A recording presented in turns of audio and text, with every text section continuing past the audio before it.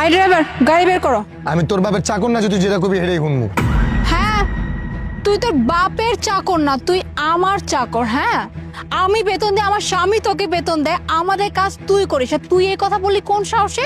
সেটাই তো শাহজাদ, তোমার সমস্যাটা কি? তুমি এভাবে বেয়াদবি কেন করছো? তুমি বোধহয় ভুলে যাচ্ছ প্রতি মাসে আমরা তোমাকে বেতন দেই, আমার টাকায় তুমি কাজ করো, তাই না? তাহলে এভাবে বেয়াদবি কেন করছো?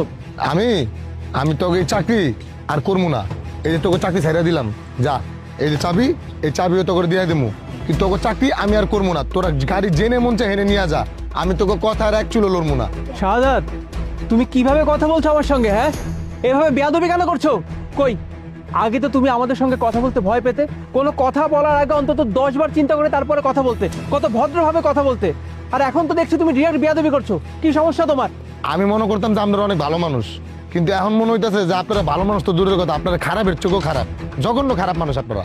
হোয়াট? এই ও কি বলতেছে এগুলো? বলো তো, আমরা নাকি খারাপ? সাদা, তোমার মাথা ঠিক আছে? আমরা তোমাকে যথেষ্ট ভালোভাবে রেখেছি, ঠিক আছে? তুমি যেই স্যালারি আমাদের কাছে চেয়েছো সেই স্যালারিটাই তোমাকে দেওয়া হয়, যথেষ্ট ভালোভাবে তোমার দেখভাল করা হয়, তারপরে বলছো আমরা খারাপ মানুষ। কেন, আমরা কি এমন করে ফেলেছি শুনি?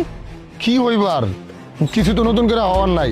আপনাকে এই জায়গায় আমি কত বছর ধরে কাম করি, ইমানদারি সহকারে কাজ করতেছি, কোনো সময় কোনো খারাপ কোনো রেকর্ড নাই। আপনারা যখন কইছেন তখনই আমি